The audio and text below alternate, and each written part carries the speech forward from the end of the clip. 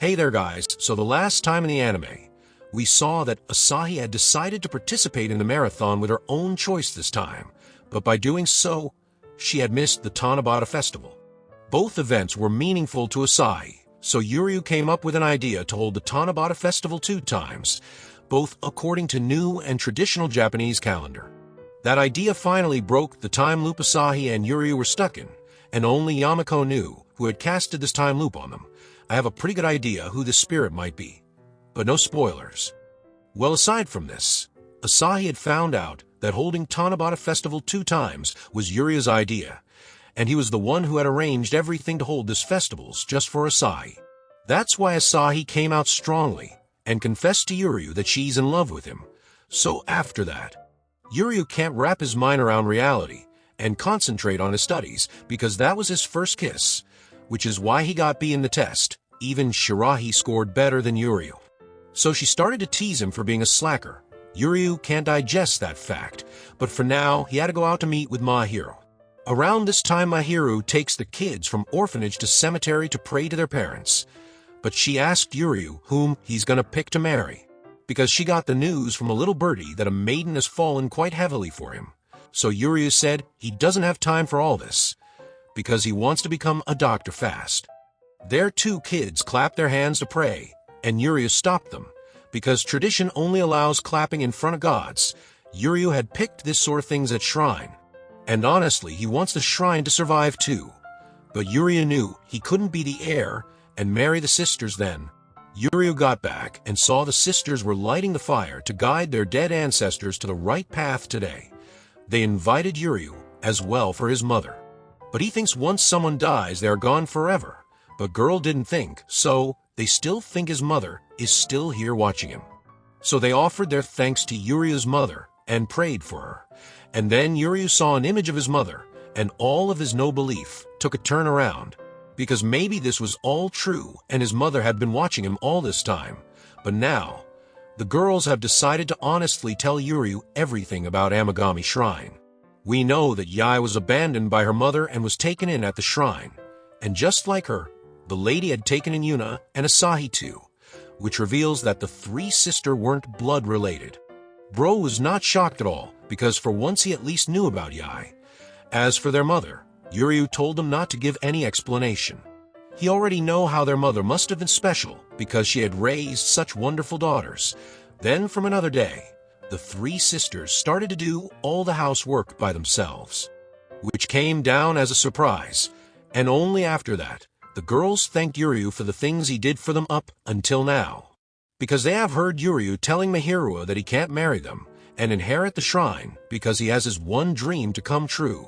That's why they decided to set Yuryu free. They started preparation to kick him out immediately, so Yuryu respected their wish and said his goodbye to them. But right after crossing the gate, he told the girls about himself, about how he was the same as them, praying and believing in the gods. But things changed when his mother died. But staying with the girls had shown Yuryu that praying and believing in the gods makes people keep moving forward. So Yuryu had again started to have faith and decided to become the heir. All this going off so calmly was just Yuryu's drama, so girls were quite relieved. But the question is, whom will he marry? Yuryu said he was fine with anyone.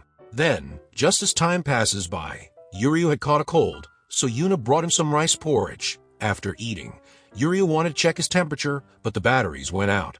So Yuna checks his fever in the old way, which brings them so close that bonding was going smoothly. And just then Yuryu woke up thinking it was a dream. But fortunately it wasn't. Yuna didn't even know what she was about to do in that moment. But in time she pulled off. Then, after some rest, Yuryu's health improved. But for some reason Yuna had gotten strange. There Yae approached to speak something just to land a surprise kiss. But mischief aside, everyone had noticed Yuna's strange behavior. So Yuryu assured her that he would speak with Yuna because he's always there to help them out. Yuna continued to behave strangely, and Yae assumed she was in love. Love can blind people. And this is the case. There Yuna fell over with some boards, and Yae noticed she had gotten Yuryu's cold, but Yuna refused to rest because she wanted to work hard. That's why Yae had to make her understand the hard way that her doing all this for shine is understandable. However, they all are concerned about the shrine, which is why she could lean on them. Yuna realized her mistake and went into depression mode. So Yuryu tells her not to work harder, because if she works hard, then Yuryu will have to work harder as well. Between her and the other two, Yuryu had noticed that Yuna had worked the hardest for the shrine, and that's why Yuryu had decided to take over the shrine, so she could lean on them a bit. It stole Yuna's heart, and after that, Yuna came out completely confident aura. It was strange to see her this way. Well, before this, Yuna had gone to shrine to pray, and a spirit came out to bless her. Then the next day, Yuryu walked in on Asahi when she just got out of the bath. She got shy, but she was open to let Yuryu see her. But Yuryu also acted as a gentleman and told Asahi never to bear herself to a man. Then, at school, their class was preparing for a play about a shy prince and a tomboy princess. Naturally, Prince Roll falls to Asahi since he's the only boy in the entire school, but Yuna was against this idea. Then back at home, Yuryu was sitting in the traditional way and had no problem.